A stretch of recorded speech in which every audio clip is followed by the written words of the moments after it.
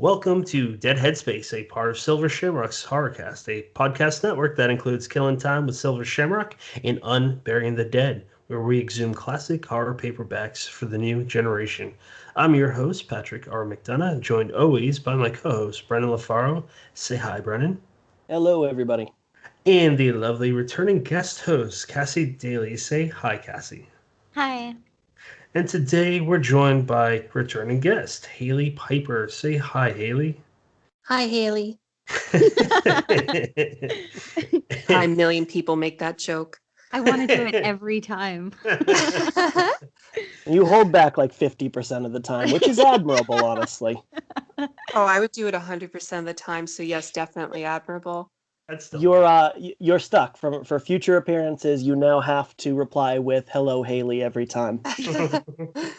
and just for those that are have not listened to previous episodes, last time we spoke with Hailey, it was actually again with Cassie. So obviously that's got to be a thing for now on whenever Hailey's on, and that was episode 50, which was November 1st of 2020.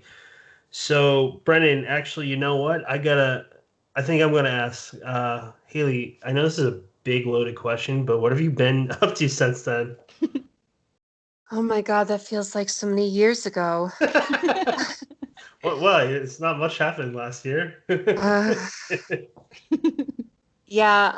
Let's see here. Just been writing short stories. I finished up work on the recently announced novel I'll be having published with Off Limits Press next year, A Light Most Hateful. Doing some revisions, some other stuff, and just trying to keep going. And let's see, just had out my new short story collection, Unfortunate Elements of My Anatomy, from the Seventh Terrace. We should talk about that today. I hope so. I mean, I read it. I made sure I read it before this episode specifically. Oh, and the movie, Yes. Worst Laid Plans. Okay, so I have to tell you something. Last time I was on, I think Patrick had mentioned, like, well, surely there's going to be movies soon. And I knew about Worst Laid Plans then, and I had to just react with nothing. Oh my You did it so well. Yeah, you did. So I was like, I have to make sure to mention that when I come back on, now that everybody knows about it. Just like I What knew a the whole game time. face. We had no idea. So, Hailey, really nice follow-up to this. We asked if there were any people in the Twitterverse who had anything they wanted to throw at you, and Shane Hawk sent in a question. He says, "Hey, Hailey, congratulations on your limited Thunderstorm Books release." I'm going to echo that. Congratulations. That's really awesome. Thank you. Of Knights, Tyrants, and Terrors. It sold out in less than 5 hours. This is Shane again, by the way. You have over 50 short stories published and a few books. You have a forthcoming novel titled Queen of Teeth with Rooster Republic Press. Moving forward, do you see yourself pursuing longer fiction as opposed to short stories and such? I mean, right now I'm kind of trying to have it both ways. I keep having projects I want to do that are longer, but I'm always in love with short stories. So I'm going to just try to keep doing both, but it does get harder to do as many short stories as I've done in the past when I'm doing the longer projects too. So it's just a balancing act. So a follow-up to that on my end, I know that you tend to write what and when you feel like writing. I know that you talked last time you were on here about how sometimes you'll just sit down and write something that's completely for you, never intending it to send it off for, consideration. How are you doing balancing what you really want to write with deadlines? I mean, you're releasing so much every year, and so much of it is through indie, but publishing places that want you to edit by a certain date and assist with the process. So how are you balancing that? The funny thing is, it used to be that I just kind of just went along and did it and just didn't think about it and just made sure that I tried to prioritize the deadline stuff. But in the last probably since the start of this year, I just haven't worried about deadline stuff as much, and I've just tried to go with what I feel, which funny enough has left me open to more sudden deadline stuff if the mood strikes me. But yeah, I just haven't been worrying about it as much. There's definitely a lot of deadline stuff that I have to coordinate, but as far as what happens when I sit down to write, I kind of am just letting it happen. And it seems to work out, I guess. I haven't been late for a deadline yet, but I feel like if I try to balance it, if I force it, if I stress myself out, it's not going to happen. Yeah. So, I mean, I'm sure at some point I'll get unlucky and I'll be that like student the night before the exam kind of situation. But so far it's been okay. With the amount you're doing, I don't see how you avoid hitting that at some point. We'll have to see. Cassie, you want to jump in? Yeah. So, okay. So I'm curious about, because you said you liked doing both short stories and the longer fiction, and that you don't really see yourself going into one direction in the future. What are like some of the biggest differences you found, like for yourself personally, when you're writing shorter fiction versus when you're doing longer fiction, now that you've got so many of both under your belt? Oh, let's see. I'm definitely up for more experimentation with the short fiction. Like I was already pretty experimental with it, at least for my purposes, but like definitely more stuff like my story in the We Are Wolves anthology. There's been more things like that where I kind of just try to let myself do whatever with the short fiction. Mm-hmm. And worry more about a longer narratives like function in the longer fiction. That said, I have been doing more novelettes this year, which kind of is in between those two things. So I'm getting to experiment a bit while also having those arcs, the narrative arcs. Do you I'm have gonna weasel out of a real answer for every question no, tonight, it no, seems. that's a really good answer, because that gave me another question then. So what's your because I know that a lot of people go back and forth on this, and also if you Google, you can get several different results. So since you specifically categorize some of them as novelettes versus like, I don't know, what is it like? Is there a page count that you go by, or like what's the secret? A word count. Okay. Like I kind of just go by the Stoker guidelines in some respects, and except for novella stuff, because I think like I've read different amounts, but like when you get past like 7,500 words, then it's a novelette until you hit either 15 or 17,000, and then you're into novella territory, and then the 40,000 is the line between novella and novel. So that's kind of what I go by for myself. I mean, if I'm getting to a really long short story, then it's a novelette. But if I'm writing a novella, then I mean, I'm pretty much having to set out to do that. Like a lot of my novellas, all of my novellas so far started as short stories, and then it was like this isn't working, or it just got out of hand. But I usually had to go back and then start again once I was like, okay, this is not a short story. That makes sense. I like Whereas that. some of the things that become novelettes, it can be something that was like, I mean this to be 5,000 words, and then it's 8,000 words. Or 10,000 that I got to cut down to 8,000. That's fair. So it's like very fluid, it sounds like, and it's just kind of like, I got an idea for the story. We're gonna see where it goes, like Right. number wise. Yeah. Oh, totally. I think that's the most important thing, is to just let the story be what it needs to be. I mean, and I know that's hard if you're trying to do a submission. But sometimes that means that you need to write a different story for that submission. Unfortunately, I've definitely been there. And in fact, and like there's a lot of stuff like sometimes even trying to write it, you find out it's not the right story anyway. Like forget if I've mentioned this elsewhere, each of the anthologies edited by Samantha Koyesnik, the story that I ended up submitting and that was accepted for each of those was the third story I sat down to write for each of those.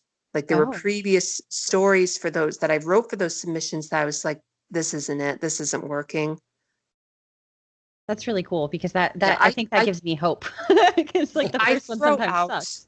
I throw out so much. That's why, I mean, that's why like people are always like, you're doing so much. It's like, but because I don't say no to myself. And but that what that means is I write a lot of stuff that never sees the light of day, either because it was just for me or because I tossed it because it wasn't good. It just I had to work through that to get to the thing that was going to work. I just want you to know when you said you wrote something that wasn't good, I had like this real doubt look on my face that you couldn't see that I was just like, really? I bet it was good. Come on.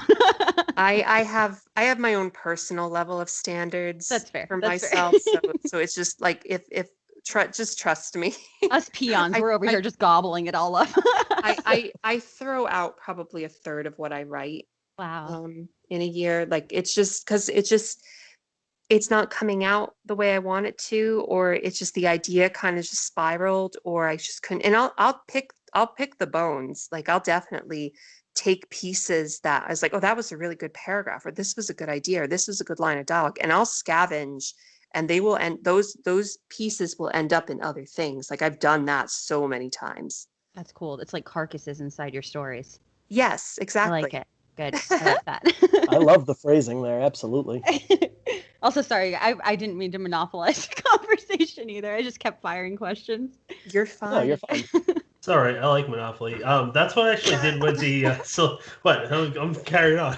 that's what I did with the Silver Shamrocks Alien Anthology. I've never heard anyone else say, Hailey, that they submitted their third piece, because I guess we've never really talked about this, for a specific submission, and I did 3 myself, and I threw out the first 2, so that's really cool. I'm wondering how many other writers actually do that. I'm sure it's more than people talk about. But I'd like to jump in. We talked about novellas. I would like to talk about a fan favorite, which is The Worm and His Kings. And there's a specific question by William Sterling, and he goes, in the Worm and His Kings, one of the most unsettling partisan characters for me was the Gray Maiden, whose entire vocabulary consisted of saying "ooh."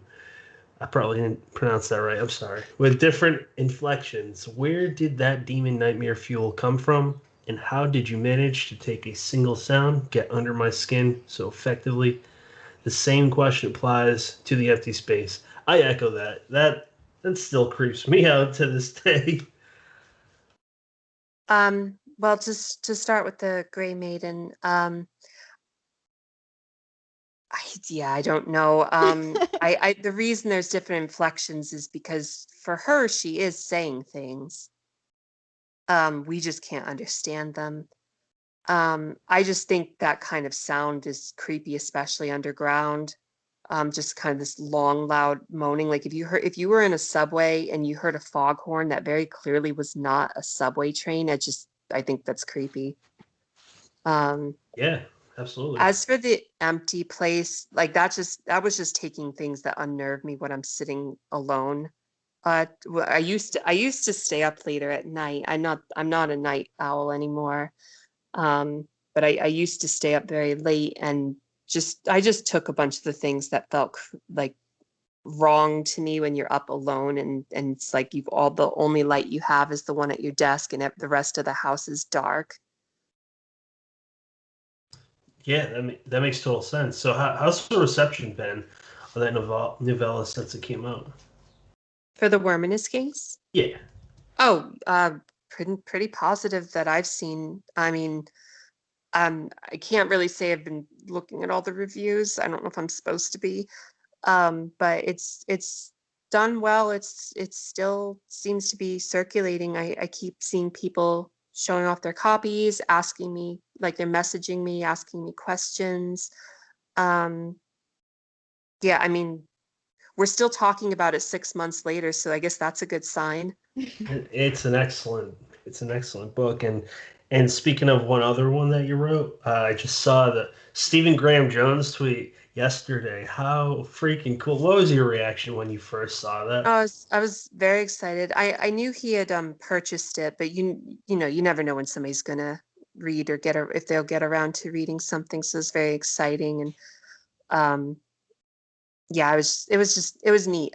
Because I just read last month, I think, My Heart is a Chainsaw by him. It's just so full of slasher stuff, and so encyclopedic about it. And so yeah, it was cool for somebody who knows so much about slashers and is such an awesome writer to give it a stamp of approval, and that he enjoyed it.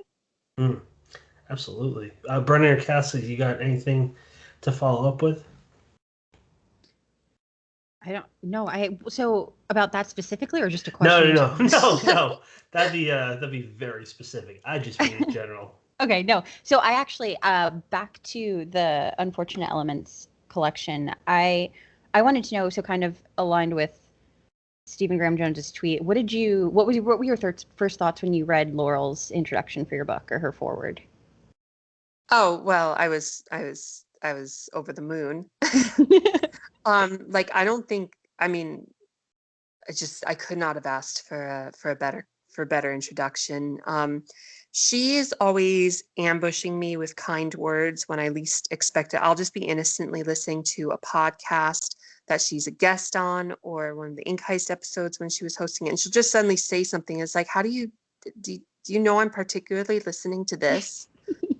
But I just, we talked a bunch, and we both like the first two Off Limits, authors for 2020. And it just, yeah, I just started talking to her about, I just asked her if she would want to write the introduction. It should be somebody who feels familiar with work, with who you feel understands your work, which I definitely feel is Laurel. And just so the introduction just blew me away. I was like this, what a great way for people opening the book to essentially, like, for that to greet them.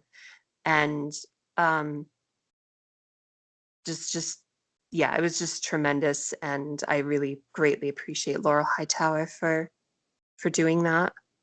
It was amazing. I read it and I was like, wow, like you said, like she really understands your writing, and it's just Yeah, like I'm trying you not can to get tell she's a emotional now that I'm fan. talking I'm about it. sorry, I wasn't trying to make you emotional. It's I read it okay. and I felt emotional reading it because I was like, geez, like this is like a glowing, like incredibly written, like explanation of what you're about to get into and just your writing in general. And it's you sometimes you read forwards and they're about the thing, but it's like this is kind of I could maybe apply this to something else too, maybe sometimes. And I was reading that one. I was just like, wow, like this is this is so specifically like about Hailey's writing. I really loved it. I thought she did a really, really great job. And it just Yeah. I like both of you, like as writers. Like I just love both of your books. And so seeing like somebody I love talk so proudly and happily about somebody else that I love, and I was just like, oh, this makes me so happy. It was so thorough that I've seen reviews for the collection quote her directly. And It's it's, just, yeah. you know, for my take also to piggyback off of Cassie was that she was just saying basically, this is someone I love, and this is why you should love them too. And it was a very sweet moment. That is a hell of a way, like you guys said, to have an introduction. Yeah, Brennan. and I don't think I'm adding anything new to the conversation there, but I would just say that, Laurel is obviously a hell of a writer. I think all of us can Oh, agree on that. absolutely. And she is, if you were forced to make a list of one of the top 3 cheerleaders in the indie horror scene, like she's got to be either 1 or, maybe 2. And if she's 2, I don't know who's 1. She's just so supportive of absolutely everybody. And it's very sincere, it's very genuine. She's not Absolutely. just building you up to, you know, uh, kiss your butt, but she's, she genuinely means that she wants everybody to succeed. And, that's what you want to say. That, somebody who wants everybody to be able to do well, who realizes there's room at the table for everyone. Yep, absolutely. She's just wonderful. Let's talk about the art in the latest collection. Did you choose each the design for each story, or No. I didn't see anything until it was finished. Funny enough. Um, I asked who the artist was, and I did see some of Janice Blaine's other artwork that I could find, which is all it's all very naturey and gorgeous. And then I saw the Unfortunate Elements of In My Anatomy cover, and I was just like, oh my God, there's so much emotion. It's so lush, and like it feels like you could fall into it. For the individual story things, I was told what they would be before I saw them, that it was going to be those 5 images, kind of used again in between the stories, because obviously there's more stories than images, with a couple of them being specific, such as for recitation of the first feeding, having the wolves, or just they're more, I mean, some of them are metaphorically attached to their stories, others are just kind of placed there because they were different from the ones before and after them, but I love them all.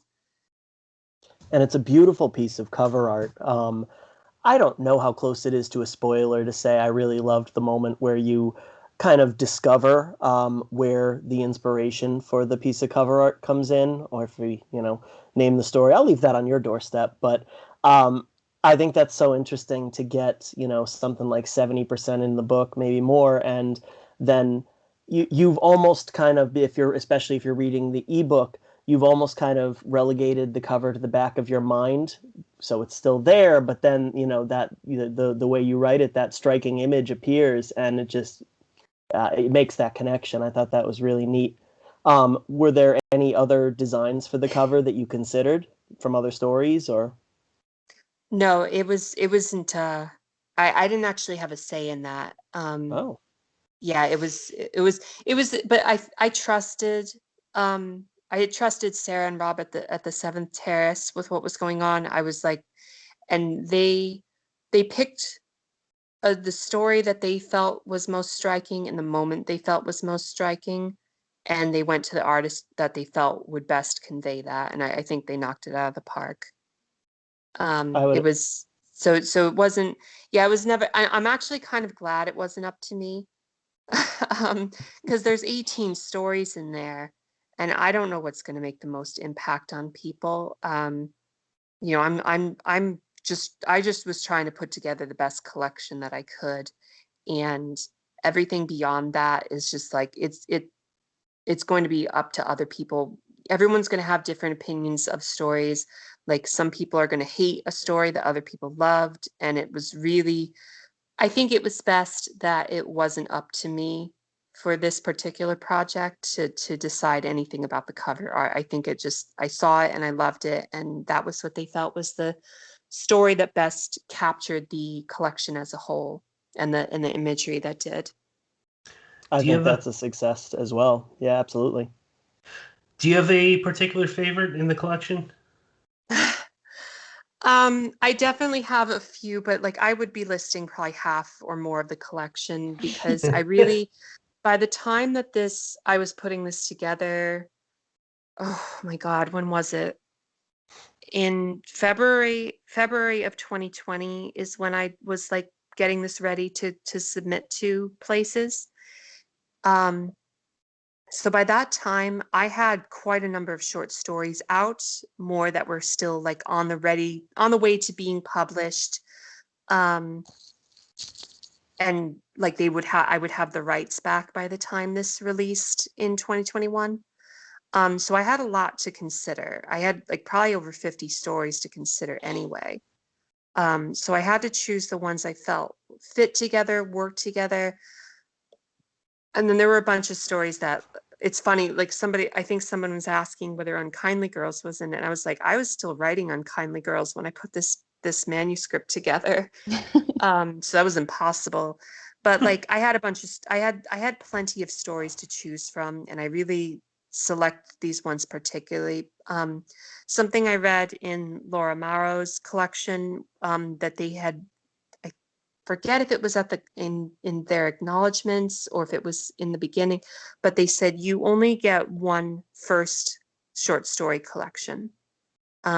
So I didn't want to pile together everything I had published up to that point. I wanted to select the things that I felt were representative and connected together. So yeah, it's hard to say. I mean, but if I had to just pick two, I would say it's the first and last, and that's on purpose because those are the most important elements. Like Ellen Datlow has been on a couple podcasts. I've listened to her talk about the process of putting together an anthology, and she has said like those are the most important. Everything else can be rearranged, but the first story and the last story you want to be absolutely certain about, because the first story is how they're going to come in, and the last story is how they're going to leave. So you want to know that what emotional notes, how you're attracting people's attention with that first story, and with the last story, how it ends, the feeling it ends. That's what you're going to leave people with. So yeah, Feast for Small Pieces and Recitation of the First Feeding were very important. That's interesting. Yeah, that's a really. That was probably more than you were asking for. No way. That makes. I mean, as a reader, I'm interested. As someone who likes your work, I'm interested, and as a fellow writer, because I don't have a collection out, so I'm taking notes myself. So, Hailey, as far as the first, I always like comparing short story collections to albums. And I feel like the first two pieces in here, Feast for Small Pieces and The Law of Conservation of Death, I feel like they just reminded me of when you turn on an album and the first two tracks are just kind of rapid fire in your face, just come out of the gate swinging. And I loved them both, but The Law of Conservation of Death, I think, was probably my favorite piece in the collection. And it seems so personal, so I'll understand if you want to say pass, but what can you tell us about that piece? Yeah, we can talk about it. Well, okay, so just to rewind just very briefly, with anthology and collection construction, although the first and last are the most important and most stuff in between can be arranged in whatever order, you do want the first three, you want to think about what the first three are going to be. So I did choose those two because I felt they were both short and striking. And then the third one, I know you're not asking about it, but the third one I chose because I wanted to make sure people knew they weren't all as heavy as those two stories. That there were a couple fun stories in there too. But okay, so for The Law of Conservation of Death, there's a couple things to it. There's the literal stuff of feeling like your life isn't in your control no matter what. And I've definitely been there. I mean,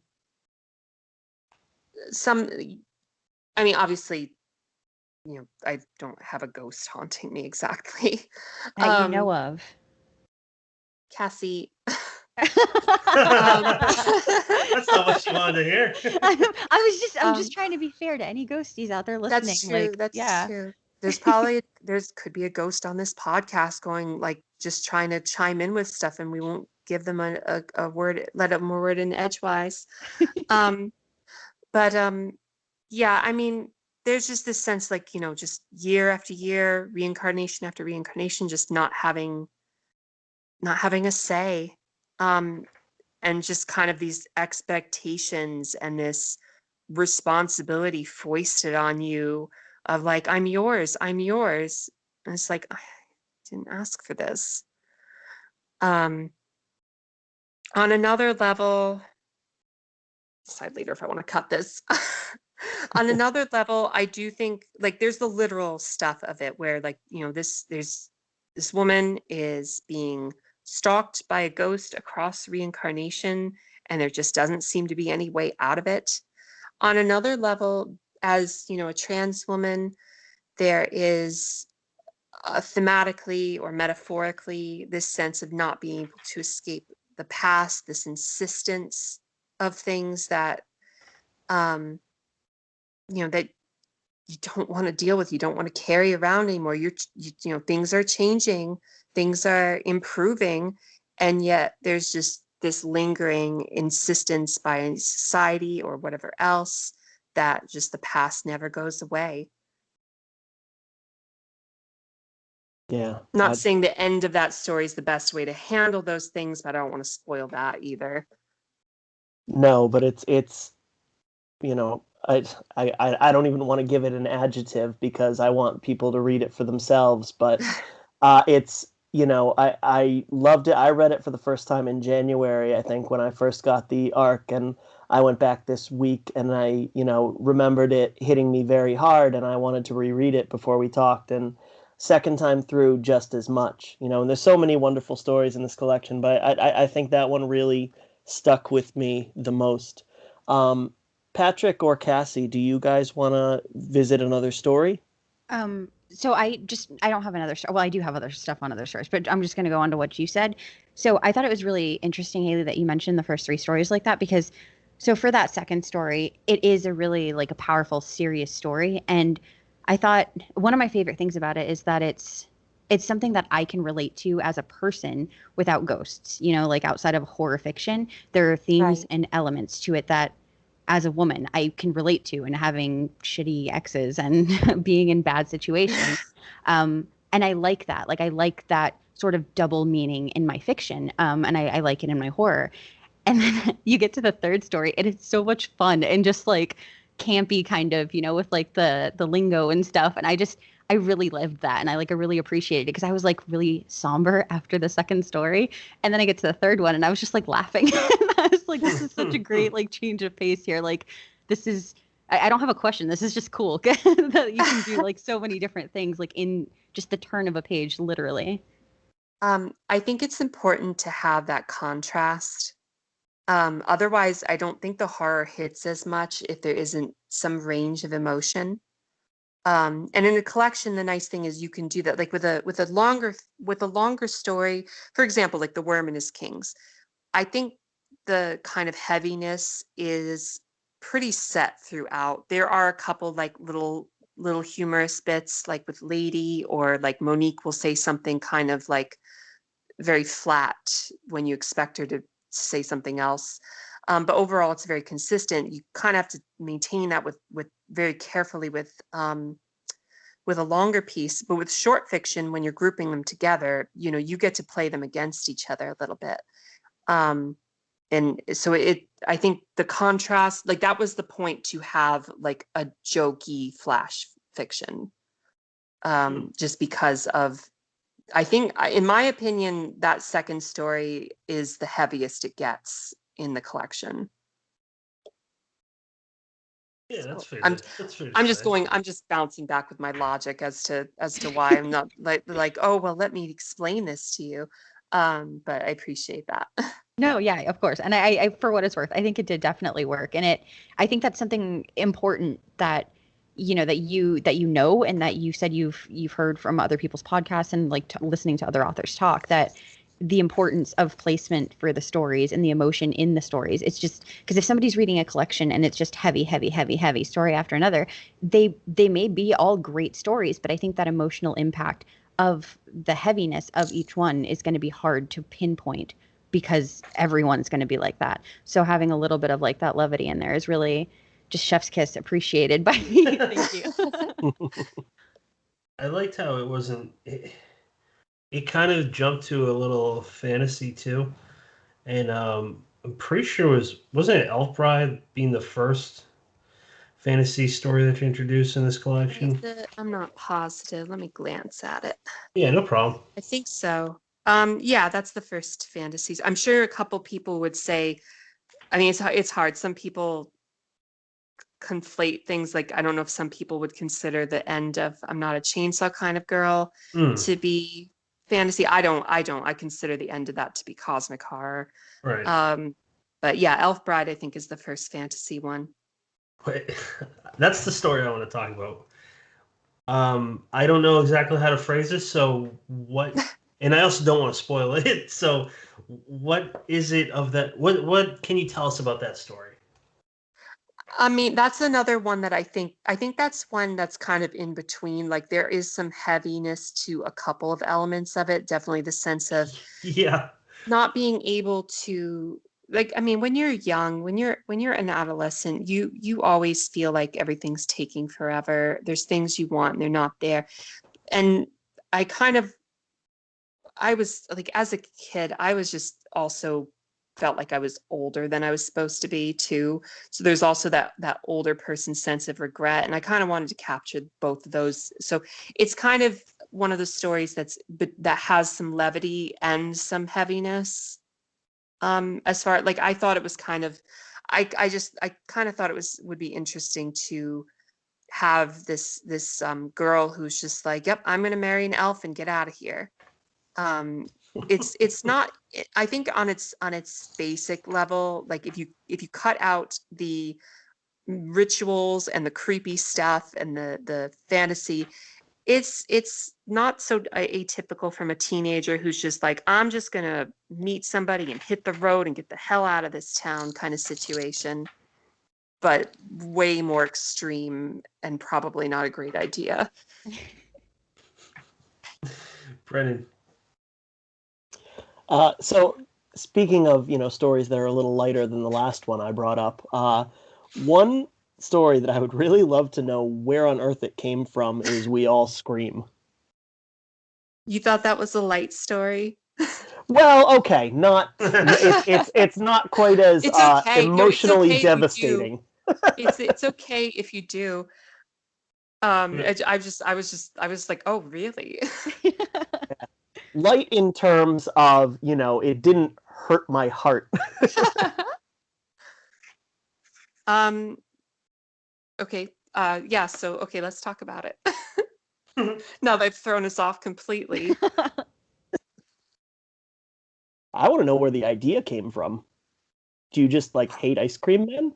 No, that was the funny thing. So the editor for that story, she said, I forget what happened on Twitter, but I said I was going to get a snack or something, and she was like, but not ice cream. And I told her, and this was before the anthology it was in came out, and I told her, I was like, well, I love ice cream. I'm going to get some ice cream. And she's like, oh, I'm surprised. And I'm like, oh, I wonder if this is going to make everyone think I hate ice cream. I mean, on the ice cream stuff, a lot of it was just the kind of anachronistic qualities of the ice cream man himself. I just think it's creepy when people talk in an old-timey way in modern times. That might just be me. I think ice cream can be gross in the wrong circumstances, like on a bathroom floor, or like maybe in your hand, or I don't know if, I mean, I don't want to get too much into gross stuff, but like, I don't know who's thrown up ice cream before, but I have, and it doesn't feel right. Oh man, I've never done that. What's that feel like? Yeah, don't do that. It feels like how I described it in the story, just this cold coming up, and it's just awful. Yeah, We can cut that if that's too graphic. No, I think you Nope. should leave it, because anybody who's thrown up ice cream, they know exactly. Like, I have thrown up ice cream, and that is exactly right. Like, reading that was like, oh my God, this is what it's like. It's worse than regular times. Oh no. And it's milky too, which is just that for me, that like just throwing up dairy in general is just the worst thing. And then it's cold. So it's like, and it's still sweet, which is the grossest part. You feel like it should be a good time, but it's a really bad time. You feel like it should be a good time. So it's good to know. Ice cream's only good going down. Yeah. Patrick, you have homework now. I don't know. I like ice cream. I feel like that would ruin it for me. Oh no, it won't ruin it. Ice cream's good. It did for a little bit, but it's also been a long time. Oh, I just ate it like the next day again. I was just right back at it. Yes. So the other side of it, though, is I wrote this shortly after reading Krista Carmen's collection, Something Borrowed, Something Blood-Soaked. And something that impressed me, like a lot of things impressed me with that collection, but one of the things that was impressionable for me, or something, was I was reading stuff, and I was reading some of what she was talking about with it, and how a lot of the experiences with it were personal. And I was like, wow, you really had to dig deep into uncomfortable stuff in your past to get into some of this stuff. And I was like, what's something I've been avoiding thinking about? And it was a situation in college where I was approached when I was alone, and nothing happened to me, but it definitely was an uncomfortable experience with this man. And later I tried to shrug it off, and it's like I was just being paranoid. I was just like, I reacted really irrationally, etc. I mean, I know I'm not the first woman to say those things afterward, but thankfully I met this other person, and they I told them about this, and I was like, oh, this is so you won't believe how I reacted with this guy. He was like, it was ridiculous. He was this older man, and I was being so irrational, and they looked me dead in the face, like complete flat expression, and said, no, that's not what happened. You have instincts for a reason. Trust them.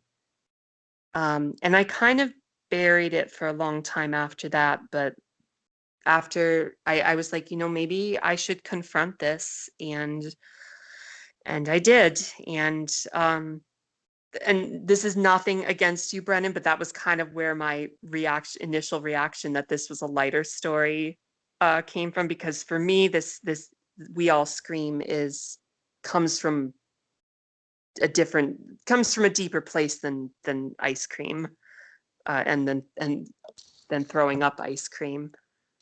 I did want to let you say your piece before I officially retracted my comments. That's very interesting to know, though. It's not like I included author notes, and I did that on purpose. I thought about it, but I decided not to, because I did want to let people kind of sit with the stories themselves. That's how I write short stories. Like, because when I write them for people who read them like I do. I usually read a short story and I sit with it for a little bit, and I wanted to write them for people to sit with afterward, and I wanted them to have their own reactions and stuff, as opposed to me telling them where it came from, or what emotions I was pouring it, or what baggage I was working out, or whatever. So like whatever feeling someone got from it, it's totally valid reaction. Yeah, I love author notes, but at the same time, I'm also kind of glad you didn't include them, because I'm privileged enough to be able to talk to you about the stories. So now it's almost like when I go back and revisit it, it's going to be looking at it in a new light, almost like reading a different story to a degree. Cassie, would you like to ask about another story, or would you like to hear me misinterpret another one? No. So I have just a general question that's probably like, maybe other people don't have this question, but I'm not good at things. So how do you say that one in the dance title? How do you say that word? Why'd you just say you're not good at things? That's so sad. No, okay, look, specifically pronouncing words that I read in books. I'm not great at that. Or sports. Jormungandr. Okay, because I read dance. That I remember reading that one. It was I think published somewhere online, right? Yeah, The Arcanist. Yeah, okay. And awesome. Yeah, and I remember them. I read that and I was like, oh man, like that was so good. So when I saw that was in here, I was really excited to revisit it. And I was like, damn, this is like my second or third time reading this, and I still don't know what that word is. So I'm just gonna ask on the podcast. And it's funny because it really has nothing to do with what's in the story, aside from Jormungandr being like the Midgard serpent. But it was just the title I wanted to go with. I like it. It adds a layer of mystery for someone like me who doesn't know what that is. It's just like, ooh, this is a mysterious sort of story title. Here we go. Do you guys want to dive? Question. Do you guys want to dive into worst laid plans? Because I'm very, very eager to talk about that. Yeah. Sure. So, Hailey, you said when we started talking that you couldn't talk about it then, but what can you tell us now? I wish I had more to say. It was really just the existence of it. Unfortunately, we don't believe you. It's not about secrets. It's just that I'm not working on the movie directly. They are casting and scouting locations. So that's the stage we're at. This is your first adaptation, isn't it? Yes. That's really cool. And not only did you, for those that don't know, Worst Laid Plans had a Kickstarter. You can check out earlier episodes. We were I think it was Nathan Ludwig, I believe it's, without looking it up, that's his name, that made it. The commercial the ad that we had running until the end of that Kickstarter. But not only did they hit their mark, but they went over by think it was like $6,000. Something like that. That's awesome. I mean, there's a lot of excitement, a lot of fanfare for the book itself. There's a lot of Oh yeah. excitement. I mean, there's a The lot. book's been nominated for a Stoker and a Yeah, Splatterpunk. yeah, that's And I think great. this is Horror Award. Yeah. Oh, wait, yeah, you're right. Holy smoke! And then Sam was, she's got I think a Splatterpunk Yep. nomination for She's True got Crime. Splatterpunk. Yep. And for This Is Horror. It's awesome. Looking at all the nominations, women are kicking ass. This is great. This is a great time to like fully. This is my second full immersed year in, or third. I don't know. Years don't matter anymore. But Exactly. this is such a great time to be a fan of this genre. I don't know how to say. I don't know how to segue, guys. Sorry, awkward turtle. Someone It's my jump in. fault. I didn't have any extra things to reveal. Like Worst Lady, it's out and about as far as things are concerned. Like you know what I know essentially. At this point, because like they are just Genre Blast is, and the directors and script writers are now working on things. So it's just stuff's happening. I'm just over here writing other stuff. That's where I'm at. I can't wait to see the final product and Same. just one more thing about Sam, like watching her career take off the last year in the writing world, it's such a delight to watch this. She's doing so much. Oh, she really is. And the next Off Limits book is coming out, I think 2 days from us recording this, so it'll already be out when people hear it. Far From Home, an anthology of adventure horror. Mm-hmm. Yeah, people should check that out. It'll probably be nominated for something next year, just like Worst Laid Plans. So I'm sure people should get ahead of things. Yeah, I'm sure it will, because it's got a lot of big names in it too. A lot of exciting I hear Hailey names. Piper's in that one. Oh, sorry. That's probably number 50 for this year. So I was going to get to that eventually, Brennan. It is cool though, because like one of my goals as a writer, and I think it's Brendan's too and Cassie's, is to be on a TOC with you, Hailey. Like it's bound to happen for one of us. I've done it. Cassie already has been. Oh, yeah, I was gonna say, sorry, excuse me. Oh, Bucket list item achieved for me already. I am like on cloud 9 over here. I've already won life. I've read the book too. We Are Wolves. How'd I forget that? That is a great collection. Right. And I will tell you, I was really excited to, have my story accepted in Proletariat, but that actually came second to sharing a table of contents with Laurel and Hailey, if I'm honest. That was, that was pretty cool. Look at me. I came very ill prepared, and I'm the jackass that hasn't shared one with Hailey yet. Okay. Someone take over. I love Patrick. I love when you say something that's wrong, and then you just sit there after for a bit, and you're just like, "Oh fuck, I did it again." What I love about that comment is you said nobody has, when in fact, including you, everybody has. Oh wait, the Campfire Macabre, right? Oh no, I'm not. The best part is I'm not cutting any of this out, so everyone's gonna know what a jackass I am.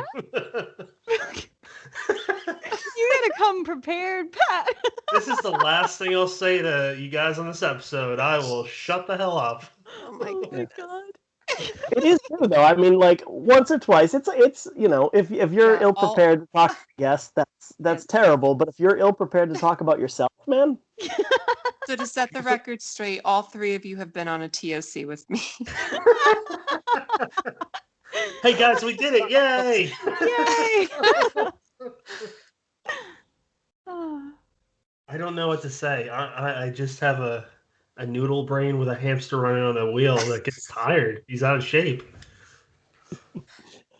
You know what? I'll take us in a new direction. And Hailey, this is another one. If you'd like to pass, that is absolutely fine. But I was hoping you would be willing to talk about your, I can't think of a better word than evolution as a writer in the LGBTQ community, specifically in regards to kind of your confidence and, I feel like really in the last 6 months to year, you've become very outspoken. And I really mean that in the best way, in terms of, both making horror queer as fuck and every other thing you can do to bring more voices to the table. Say anything you want about it. Let's see. Sorry, I got to think back now. I mean, definitely there's been a difference in confidence with it. I think that hit probably the start of 2020. If you look at Teapot, or I shouldn't say that because people get confused now. The Possession of Natalie Glasgow, my first novella. The main character, Margaret Willow, is a gay woman. She has a partner, but I cut out almost all the references to that before publishing it because I wasn't sure how people were going to feel about it. And I was, I hadn't had anything published yet. So I was feeling exposed and I wasn't sure how it was going to go.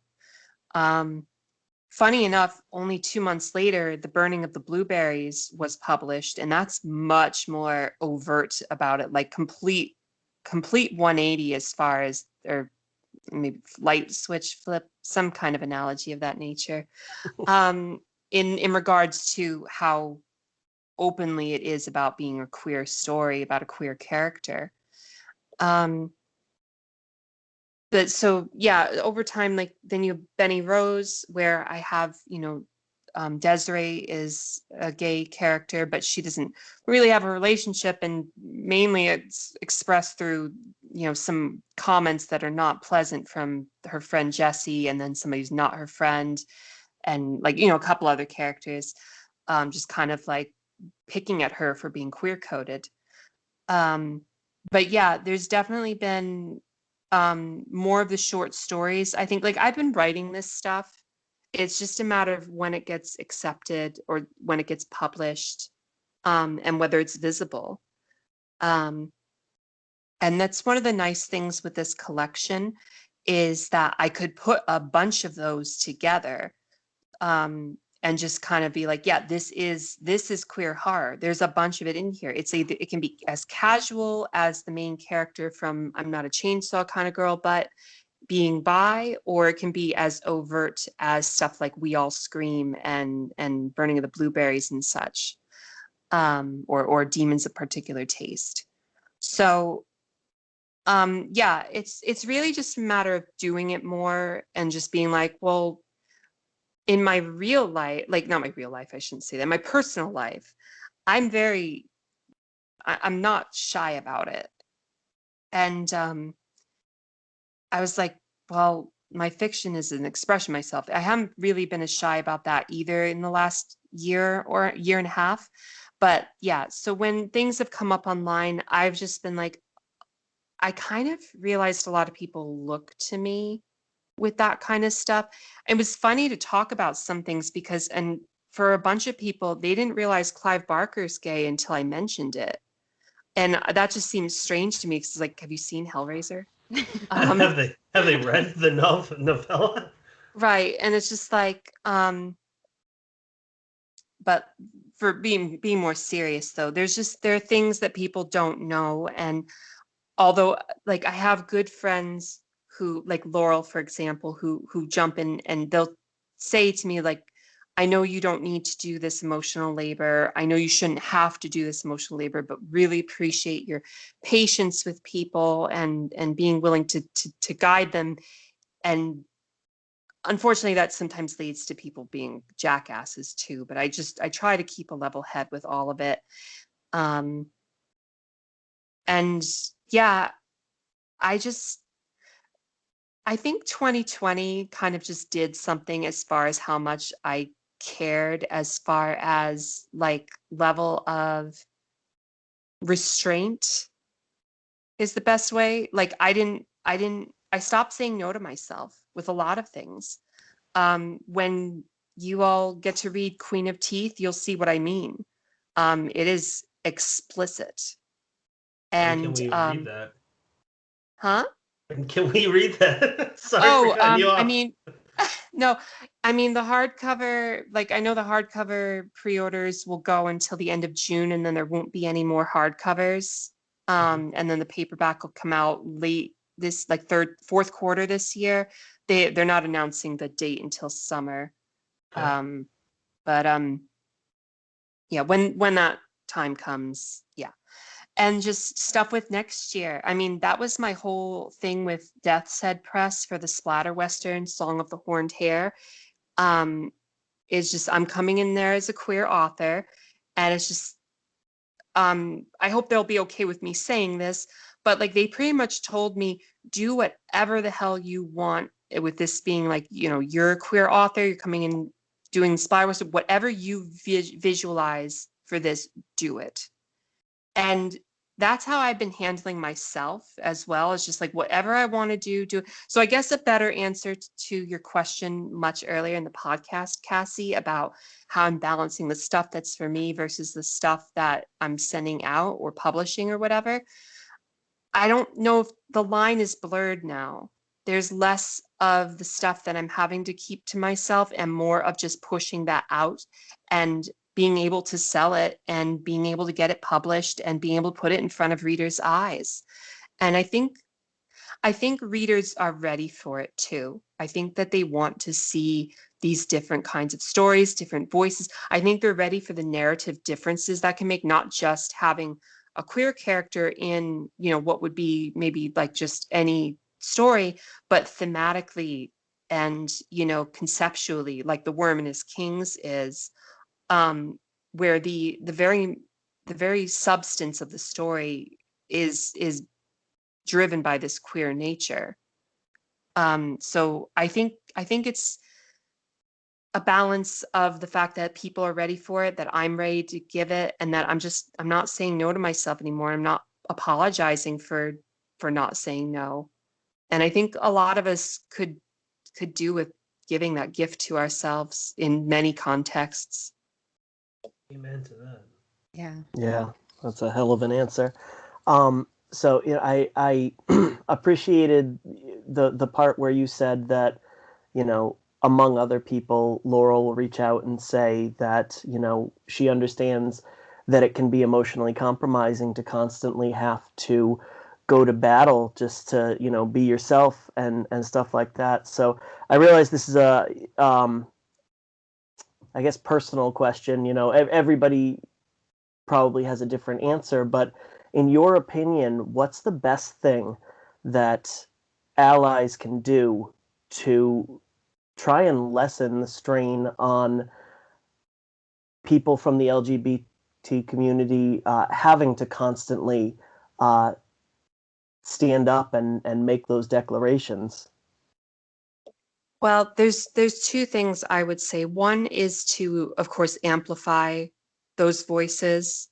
The other is to make sure that we're not the only voices, because it's one thing, and even if you have to pretty much just like rearrange the words or whatever, but you're saying pretty much exactly the same thing, and that's a good thing because we do know ourselves, but it does help when someone who's not in the queer community speaks up for us, because the thing is, the people who have problems with us are going to listen to someone more like them than someone like us first, or at least it'll tell them that they are more alone in hating us than they think, or not even hating us. Sometimes it's just this weird annoyance, like the idea that my wife and I holding hands is somehow shoving it in their faces when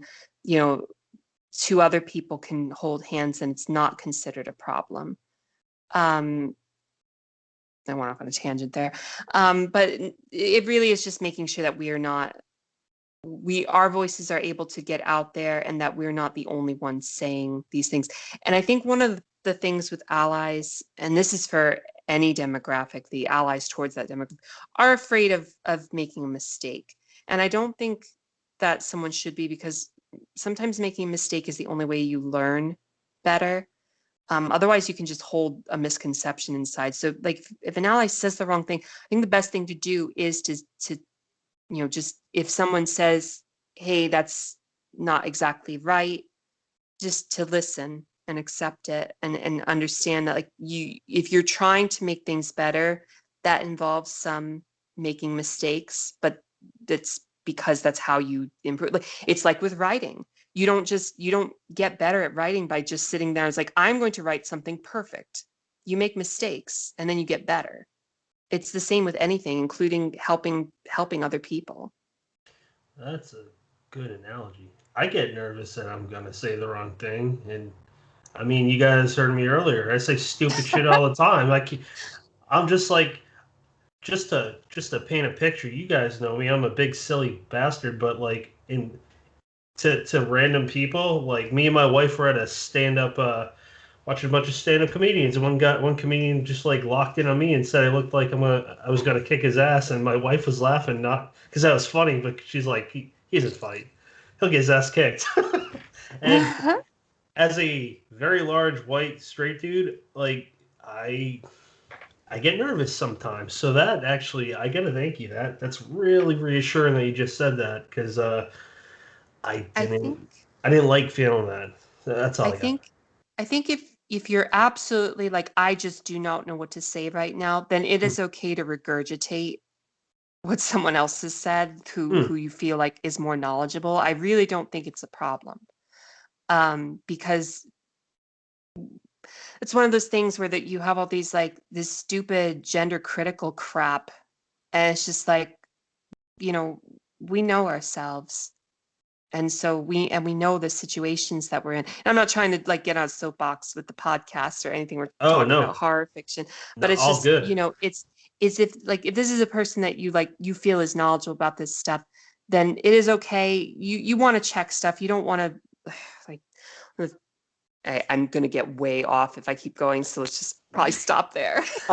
Hailey, I kicked the soapbox over to you and said, if you're comfortable, stand on it. So, That's whatever true. you want to say. I just don't want to get too into like current events and things, and just because I will just start ranting and all that stuff, and like I really don't want to get into that right now. But I think that's a general response. I think that all works. Yeah. No, I really appreciate that.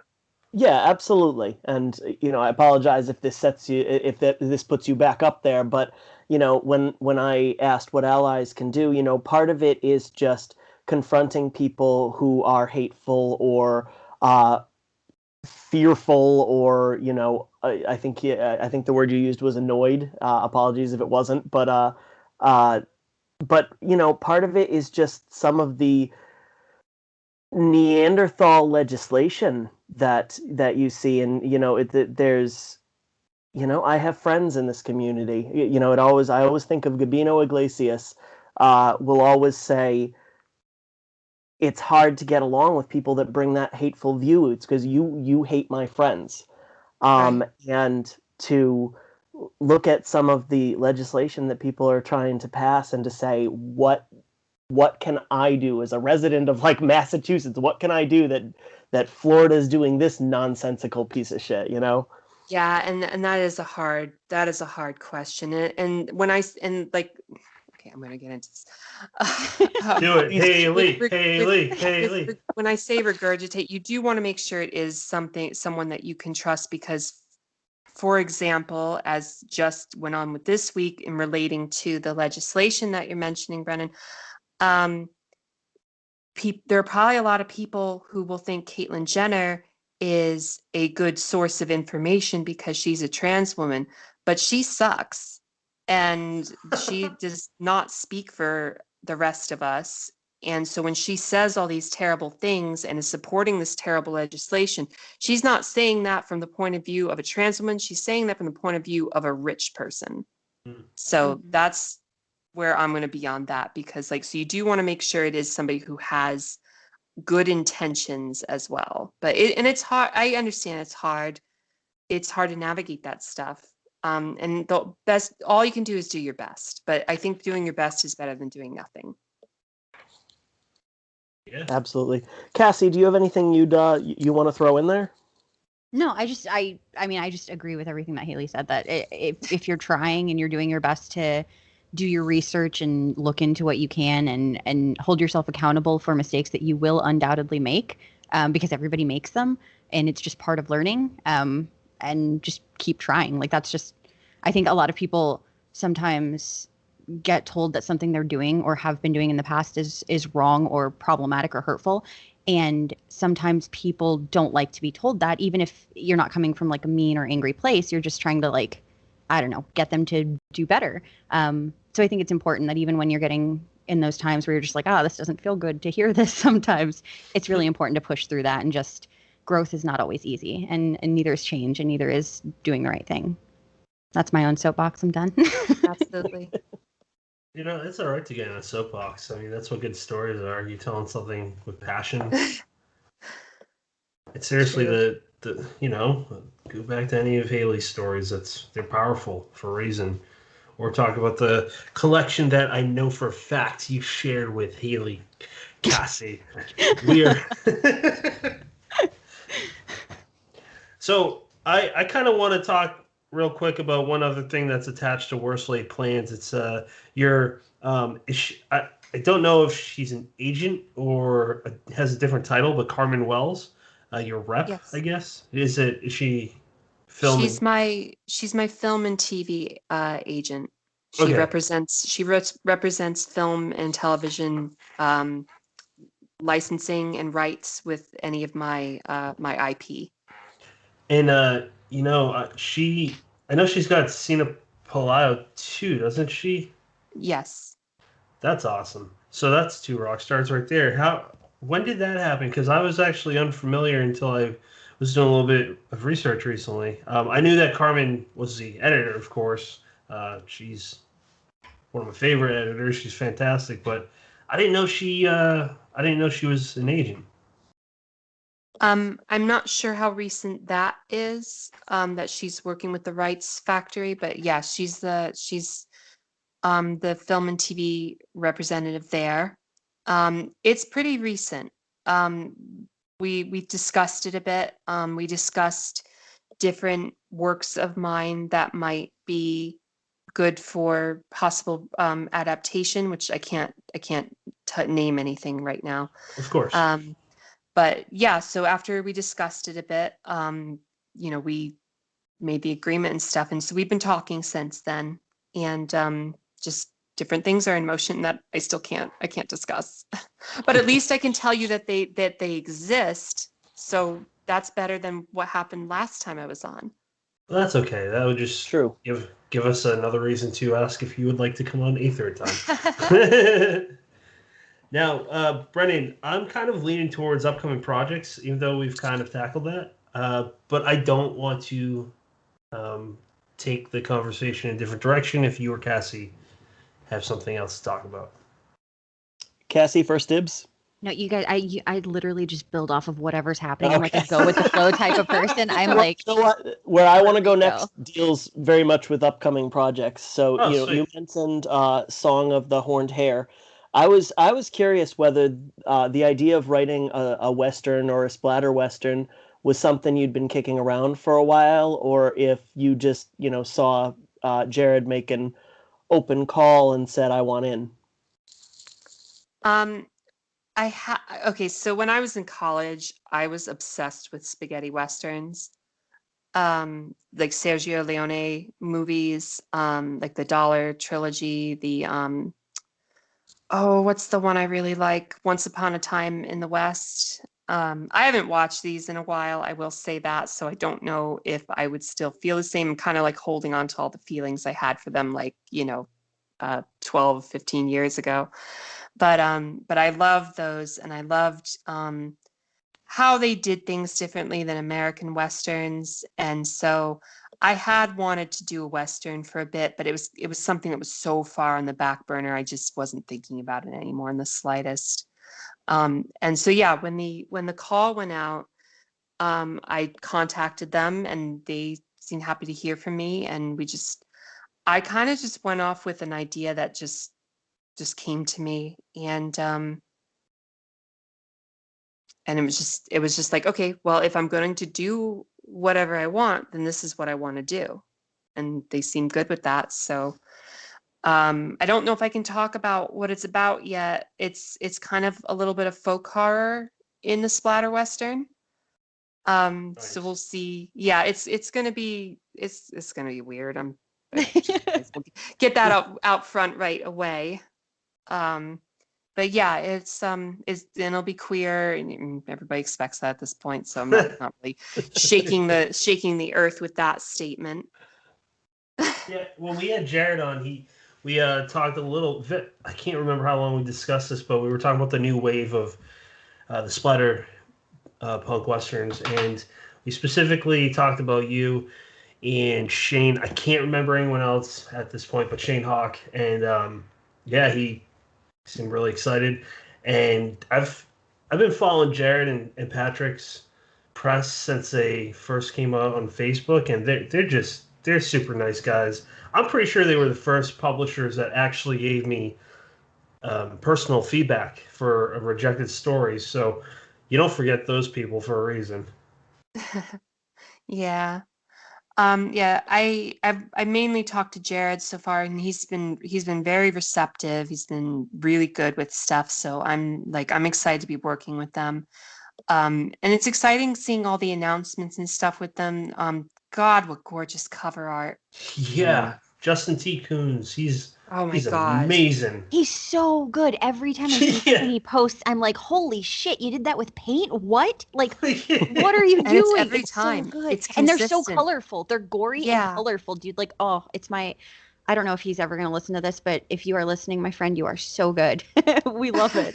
I do know that he has listened to episodes in the past, but you know what? I'll Have keep my talked about him. fangirling to a minimum then, but No way. I just really like art, especially colorful, gory. That's like my favorite thing, and it's just they're so good. Every time I see one of them, I don't even have all of those books, but I'm like I would buy them all as posters and stuff. Yeah, it's really like a lot of horror covers can be very dark and singular, and it's just like the color spectrum of those, and yet it's like it feels epic, but it still feels like horror. Yep, exactly. Okay, I didn't want to interrupt. So I was Yeah, gonna we say all just like, let's take a moment of reverence. I know. we're I had a ruminating. really loud outburst about it suddenly, just like super excited and loud. No, that's great. Cassie, just try to get him on the show so all of us can talk and be like, hey, so you're amazing. That'll be the whole Why talk. am I tasked? I don't know him. I mean, I think we follow each other on Twitter, but that's me fangirling and being like, look at this cool artist following me on Twitter. Both are very colorful, and he said he'll throw up if he comes on, so I tried. As long as it's not ice cream. Oh no, throwback. So, Hailey, I'm pretty sure we've already talked about all the upcoming projects, but it's you, so like I still gotta ask, do you have any upcoming projects that they haven't talked about yet? Oh my God. Let's see. I mean, so that's the thing with the 2022 projects. I can't really talk about them a bunch because if the publisher hasn't released a plot synopsis, then I'm just like, oh, I don't know what's okay to mention. But like, yeah, so A Light Most Hateful will come out in April next year, and then Song of the Horned Hare will come out, TBA late 2022, and then, but before all that is Queen of Teeth coming out later this year, and I'm really excited to see what people think of it. Every time I'm finishing up a long fiction project, I'm like, oh my God, this is so different in a bunch of ways, and I don't know how people are going to feel about that, because like I'll see sometimes like somebody who adores Benny Rose hated Worm and His Kings, for example. Or just that kind of thing, and I'm just, so I never know like whether like somebody's gonna like, oh, I love this Hailey Piper book, I'm gonna go into this new one and then just not enjoy it. But I'm like, yeah, but the story has to be what it is, and it's like this Queen of Teeth will be my first novel. Like it's the longest, I'm gonna say it's the longest book, because I think if you Call of Night Tyrants and Terrors the longest, it's cheating, since it's like 4 books in one volume. So Queen of Teeth is the longest book so far. And it is body horror. It is kind of a horror romance. It is sci-fi horror. It is heavy, and it's that balance thing with like there's heaviness and there's humor. I pretty much just very much said no. Like I said, I stopped saying no to myself. And so every point where I got, it's like, is this too weird? Is this too much? I just was like, no, just do whatever you want. And I just did. And so I pretty much filled, I've said this to my wife and I've said this to other people. I pretty much filled a bucket with my personality and just dumped it into this manuscript. And that's Queen of Teeth. And I'm really excited to see how people respond to it. It's going to be very interesting. You know, I don't know why, but I guess it's because I just finished it, but I just finished Goss of Filth by V. Castro, and Queen of Teeth just sounds like the perfect pairing with that title. Yeah. Is it just because they both have "of" in it? I don't know. You know what, Cassie? My wife just made fun of me for that because she's like, "Oh yeah, it's another book of yours with 'of' in the title." I like the way she thinks. Yeah, I'm gonna have to mix it up when the next time I come up with a title. And then as far as short stories are concerned, oh my God, try to get my brain on right for this. I've got I just had a story out in Dark Matter magazine, The House of Shapes in issue 3, and I'm gonna have another story, Queen of the Cloven Heart, in their Halloween issue. Nice. In October, obviously, I guess. Let's see. I'm gonna have stuff in Far From Home that's coming out in this month. I'm blanking on titles. Hymns of Abomination, the Matthew Bartlett tribute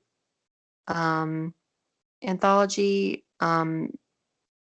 Americana or Diabolica Americana, I think is the title, and some other stuff. Like I'll be announcing on Twitter as things happen. There's this summer is going to be a bunch of short stories. Fantastic. Yeah, it's gonna be busy as far as that goes. Awesome. Real quick, I want to throw in, we were talking about, bright, eye-catching artwork that also screams horror.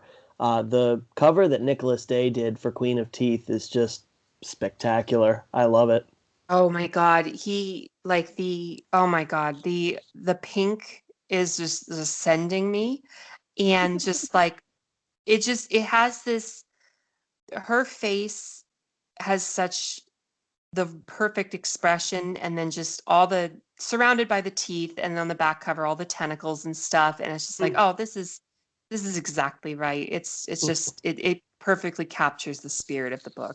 I love it so much. I can't wait to read it because I saw that cover reveal and I was like, oh my God, I'm going to love this book so much. Like, I'm so excited. It's amazing. You know what? I forgot to mention early on, for listeners that are interested in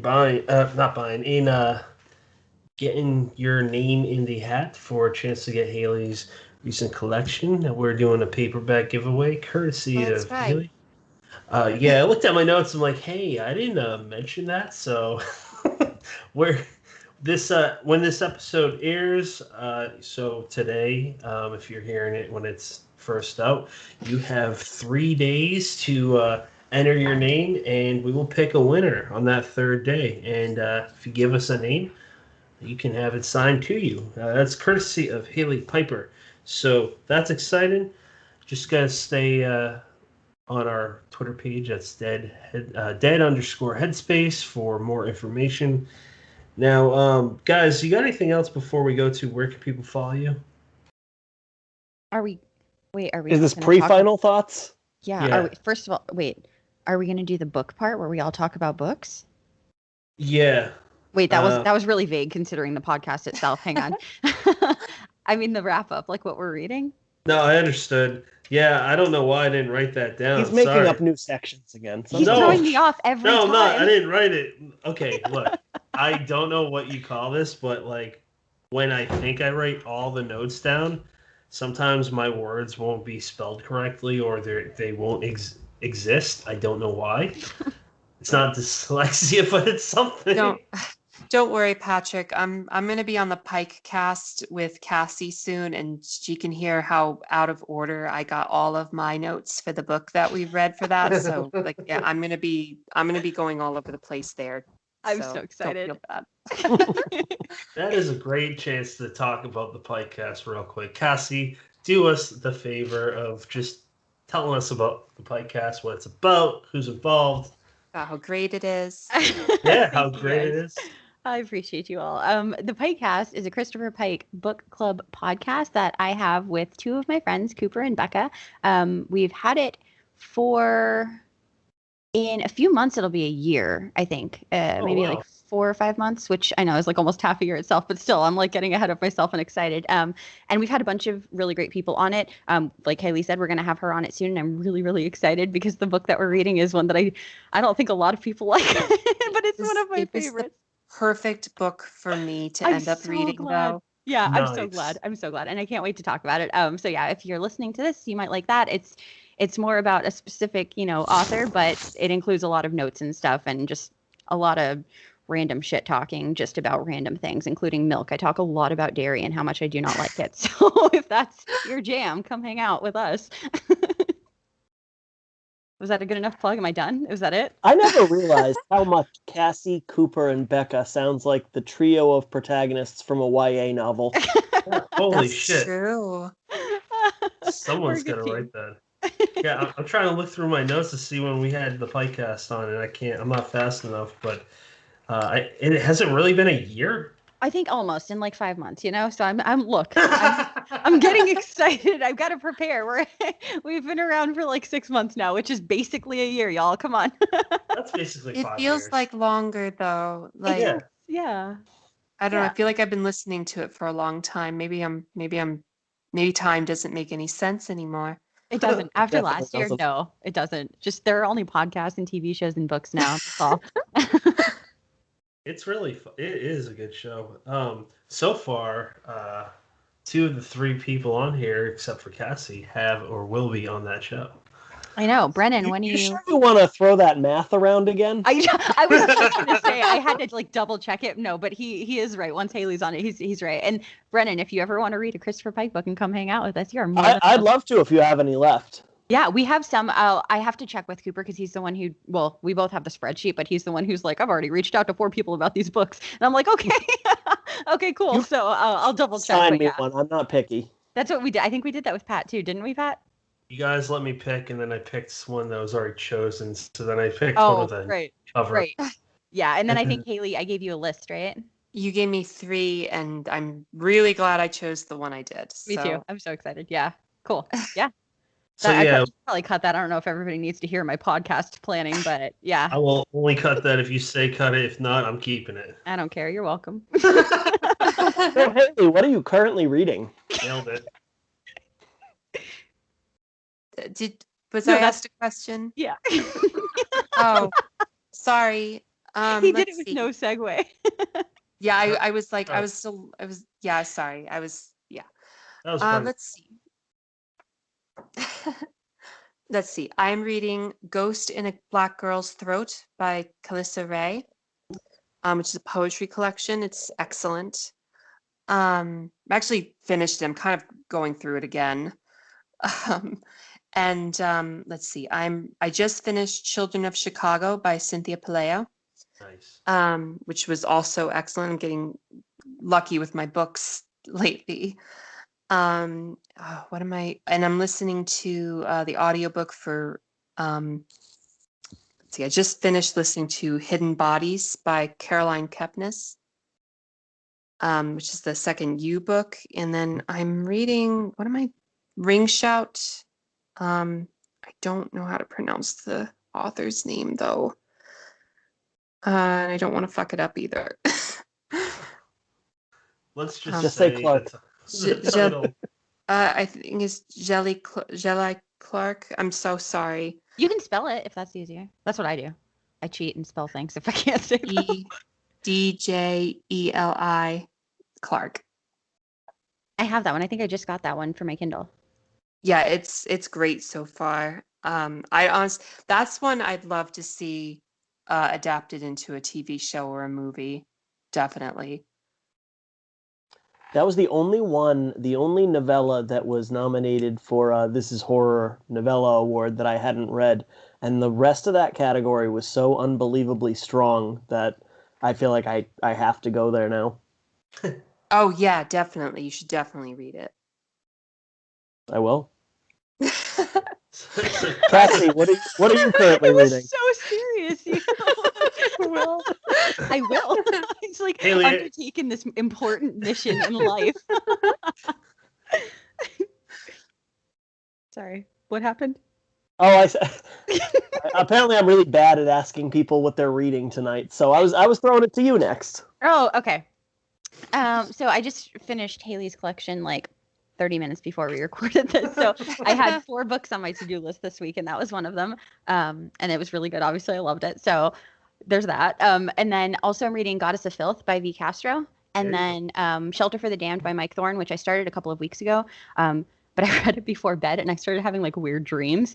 And I'm like, my brain sometimes is wild, so I do have like really vivid dreams. And I this is extra, you can cut this if you want, but I've been like going to this dream world since I was a little kid that I call the other place. I named it when I was a child, so forgive me that. But his story started getting into my other place dreams, and it was weird. And I was like, there was like a shed in my dreams, and I was like, I don't think I should go to that shed, but I was like, yeah, I should go. It was weird. It was so strange. So I was like, I'm not going to read this before bed anymore, guys. Like I can't do this. It's too creepy, and I'm getting spooked out. And I told Mike that. I know. And I told him, and he was like, I want to hear about those dreams. And I was like, they're creepy, but okay. But aside from that one, and then I'm reading Things Have Gotten Worse Since We Last Spoke by Eric. I don't know if it's LaRocca or LaRocca. Do you guys? I believe it's LaRocca. LaRocca? Okay. He's fabulous, and I love his book. So I'm really, when I got this one, I was like, oh my God, like this cover is incredible. And I'm so excited to read this because I just read the poetry, Fanged Dandelion. Mm-hmm. So I was really, really, really excited to get this. And when I got the advanced copy, I was like, yes, oh my goodness, thank you so much. And I started it immediately, but I've been trying to recently I've been trying to slow down and not like binge read 5 novellas at once and in like a day. So I've stretched that one a little bit, and I'm going to be finishing it tomorrow. So it's so good. Say I read that in one sitting because it's kind of hard to stop. I forced myself. It was really difficult, but I was like, I need to stop. I have to go do the dishes, and then I have to go pick up Rich from work. This is a good time to stop. I literally wanted to bring the Kindle with me. Like, I'm like, you can't drive while you're reading. Like, is there a way that it can read to me while I'm driving? I wish more arcs. Like, I wish there were like audiobook arcs. Yes, sometimes people do them. They do. Oh. It's so the thing is though, when they do the audiobook arcs, it's of books that have already been out, written, printed for a while. True. But like that doesn't help. But no. Yeah, no, but I'm just like, oh, if I could do this, it would make things a little bit easier. Yeah. To read them in advance. But yeah. I do text to speech on my Kindle app, and that helps out major for me anyways. I didn't know that you could do that. I'd be happy to tell you after we're done recording. Is it like a robot voice, or does it sound just like conversational? It's not my preferred choice, but okay. My lifestyle, yeah. it fits my lifestyle at the moment. That's fair. Is it kind of like your nap, like the navigation on your phone, like reading to you? Yeah, I mean, it's not like Stephen Hawking's bad, but it's pretty good. I'll have to try it. I'll see. Is that too soon? Because he passed away. Okay. Brennan, what are you reading? We were all so like, we all had to leave that awkward silence for you to just revel in what you just said. I don't want to do that anymore. Brennan, what are you reading? I just started Sabbath of the Fox Devils by Sam Richard. Actually, we just mentioned Eric, who is absolutely freaking everywhere, by the way. And that book that you guys were talking about is coming out through Weird Punk, which Sam Richard is publishing it.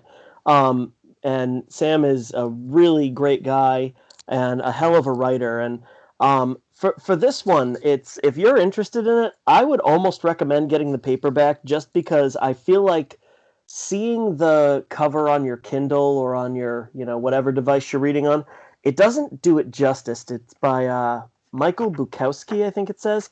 And it's just so detailed and gorgeous. I've just, I've been sitting with it in my hand for the last 5 minutes, just staring at it. But he describes it as, it's coming of age horror, but He says it is part splatterpunk take on a Goosebumps book. And if that doesn't convince you to read this thing, I mean, I don't know what else to do. That convinced me. Oh, do I get to revel in my own silence and stupid comments no. too? No, I didn't think your comments were not stupid. No, I honestly. What the fuck does that I thought they were imply? gonna keep going. I thought you were gonna keep going personally, and then the silence was so long that I just left it for a little bit longer just to be funny. But it sounds good. I think part of it was because Cassie and I both listed like 4 or 5 books, so we weren't sure if you just focused on the one book or if there was more to come. On one since we record 27 episodes a week or something like that. It feels silly if I keep talking about the same book over and over. And speaking of Cassie, with your story of Mike Thorne's book and The Other World, I would stay the hell away from Tim Meyer's Malignant Summer if I were you. Yes. Does it have dream stuff in it? Yeah. It's that's it. So I've seen the cover, and it's got a gorgeous cover. And I've read other things by him, and I've enjoyed them. But I'm gonna be honest with y'all, that book is so thick that I'm like mega intimidated. And sorry, I just remembered the Malignment Summer thing from last time, and it made me laugh. God damn it! I'm so sorry. So Hailey, I don't know if you listened to that episode, but last time. Sorry, Pat, but I gotta tell her. Pat was reading. He was trying to tell us. We were in this section. He was trying to tell us what books he was reading. He was like, "Oh yeah, I've got the new Malignment Summer," and we all just stopped. We were like, "No, nope." It's in the outtakes of the I loved it. Anniversary episode. Oh, aren't you glad that you keep bringing me back for these as a guest host? Because I could just bring back all these funny moments. Well, I love you, so you're at this point in our life, in my life, our friendship. You're like my sister, so it's like it's expected. It's expected. Yeah, that's the best way to put it. That's what I'm gonna think every time I make fun of you. Now I'm gonna be like, well, "I'm your sister, so you got to deal with that." I'm just gonna put a dunce hat on the logo, just to be like, hey.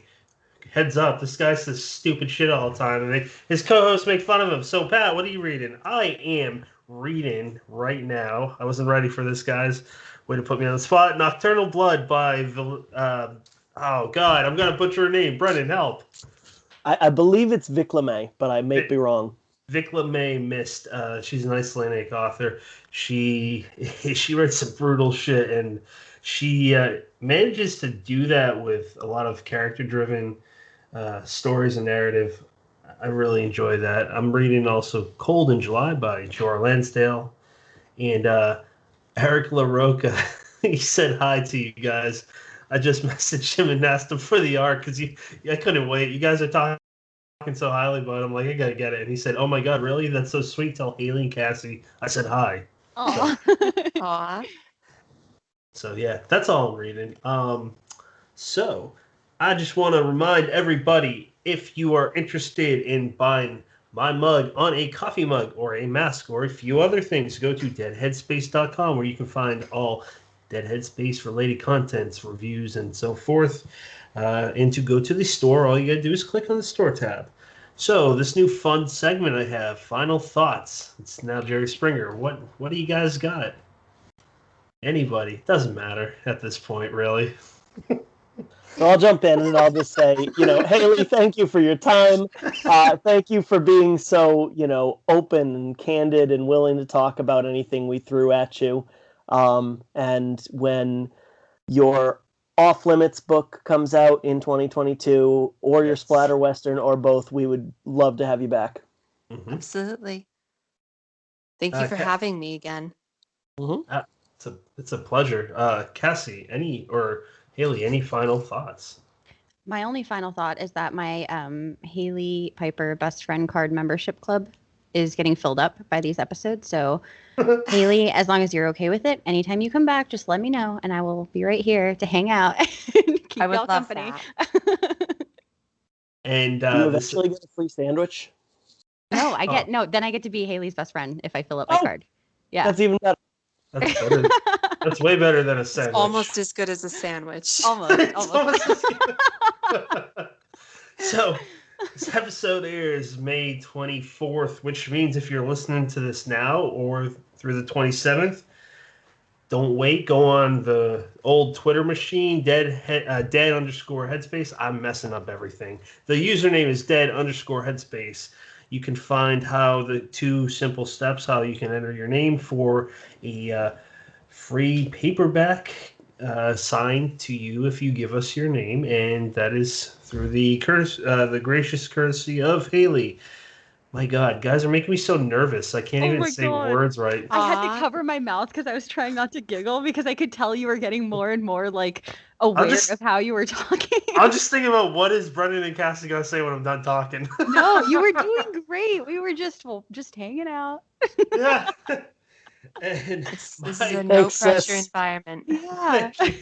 My final thoughts are, Hailey, you're a real delight to talk to, and from the first time we talked to you to now, and even listening to you on Twitter, you can tell that your confidence is just you have no, and I don't mean this in a bad way. You're unapologetic, and you're very helpful to big glutes like me and Brennan. So we appreciate that for sure. But seriously, keep up the great work, and we're very excited to read everything you put out in the future. Thank you. Absolutely. And next episode 90, airs this Thursday. That is our first anniversary episode with returning guest host Cassie Daly, Erica Robin, myself, Brennan, and special guest Shane Hawk. They all make a mockery of the episode, including myself. Shane is very silly in it. I'm just telling everyone ahead of time, and it's a fun time. We already recorded like 2 weeks ago. It's just 5 of us, and it felt perfect for an anniversary episode. So I hope you listen to that. And as far as Hailey's stuff, we encourage you to buy all her books. Just do it. They're great. You're not going to regret it. So everybody, thank you for joining. Listeners, you have many... Wait, are you going to let Hailey plug her stuff? Oh, no. What a jackass. Go ahead. Buy Hailey's stuff. I just won't tell you how. No. I am sorry. I am just... Ugh. Go ahead, Hailey. You can check out my novellas, The Possession of Nally Glasgow, Benny Rose the Cannibal King, and The Worm and His Kings. My collection that we've been talking about, Unfortunate Elements of My Anatomy, is out now. You can find me on Twitter at Hailey Piper Says, on Instagram with at Hailey Piper Fights, and my website is www.haileypiper.com. Thank you. And okay, take it away. I had where can people follow you, but I got so flustered. Oh my goodness. All I had to say is you have many choices in podcasts. Thank you for listening to this one.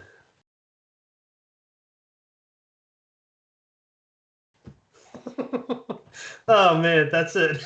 Oh goodness. Hailey, thank you for putting up such a Thursday. It is such a Thursday. You're right. I don't know if that was to Hailey or to the listeners. Which one? The one about like thanking them for listening. They had a lot of choices for podcasts. Well, that's his sign off. That's what he does now. Should I get a new sign off? I don't know. I thought it was okay, but then Cassie laughed. I understood, but in that context, it is kind of funny. Because when it started, it was like you have a lot of choices of podcasts. I was like, Hailey's very popular, like that popular. Okay, Hailey's very popular. That's totally true. She does have a lot of like choices for podcasts.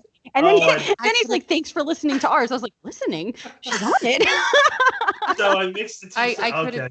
I could have been on any podcast this Thursday night, but I was on this one. Yes, and it means everything to us. Thank you. We're so honored.